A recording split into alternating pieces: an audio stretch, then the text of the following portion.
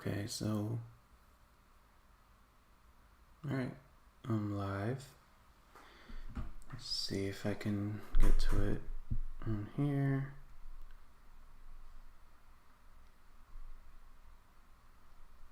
Yeah, okay.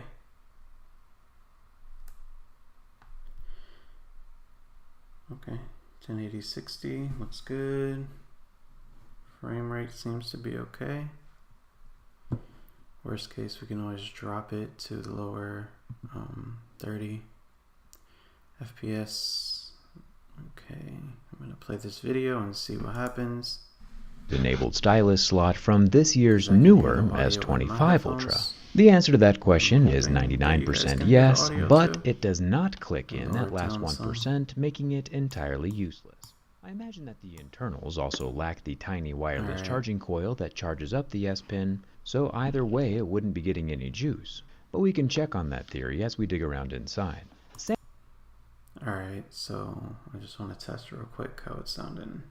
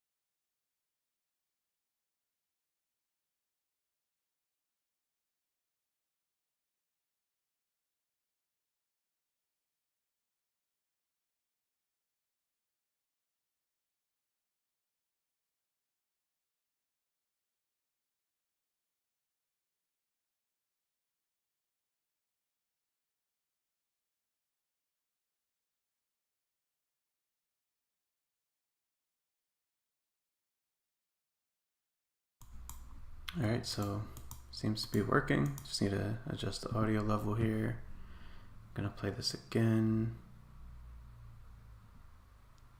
Samsung says that this year their vapor chamber is 40% larger and they have a new TIM. Alright.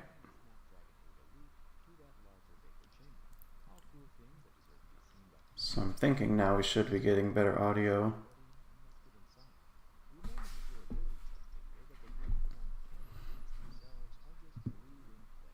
That's crazy.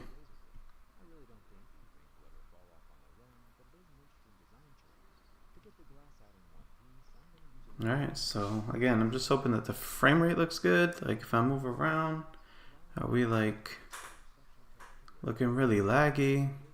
Do I look reasonably crispy?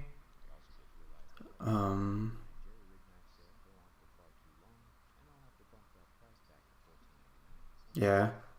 Let's see if you can hear me reasonably over the video, or if I need to get even closer to the mic. I'm gonna listen back to that right now real quick. Let's see.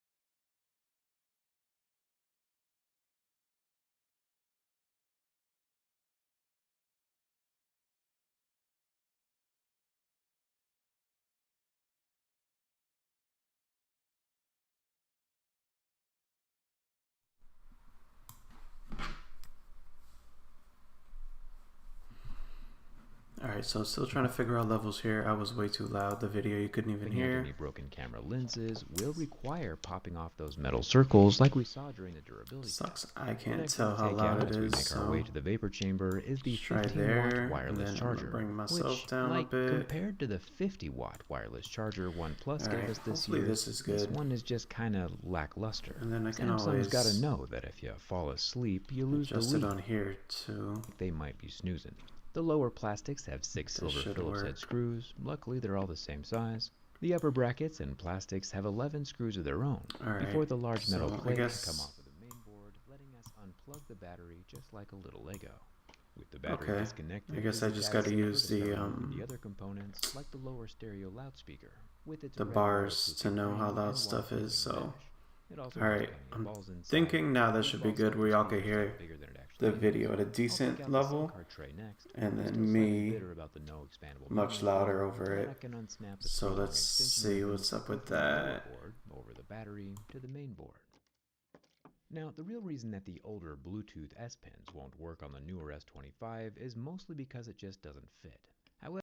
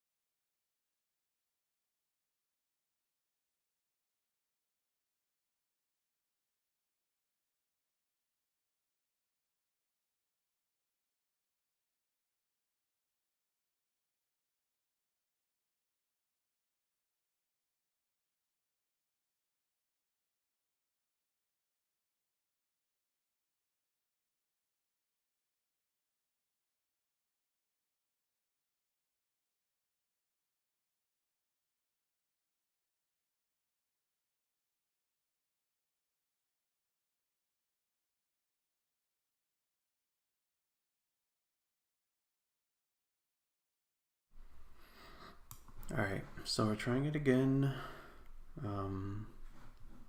Let's see. Now we're just watching the video, you know, we're chilling. I hit play on this. However, I can't entirely rule out a Bluetooth S Pen upsell at some point, since for some reason Samsung has still included the inductive charger over the S Pen dock. This could of course just be here to sense if the S Pen is inside the phone or not. However, if we look at the same inductive charger out of the Samsung S24 Ultra from last year all the way back to the Note 10, which also had an S Pen that needed charging, they look nearly identical. Note 9 was the first one that needed charging. Charging up an S Pen. The S25 Ultra appears to be able to give power, although the S Pen with no battery cannot receive it. And Samsung might upsell a Bluetooth-enabled, battery-included S Pen in the future. That'd be lame, but at here least on my X-ray skin, decent option, I guess. Where the coils of the S Pen sit under the inductive charger. Alright, let's see what we got.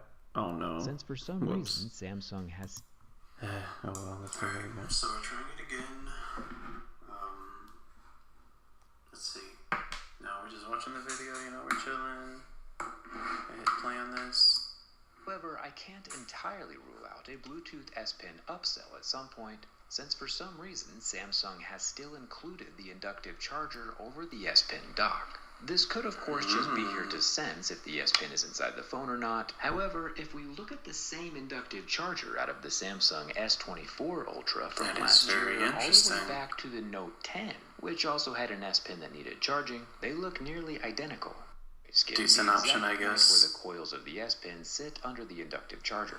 Alright, let's see what we got. Oh no. Alright, I mean, so far it's looking pretty good. I mean, we in there. As far as I could tell, you know, this is very basic.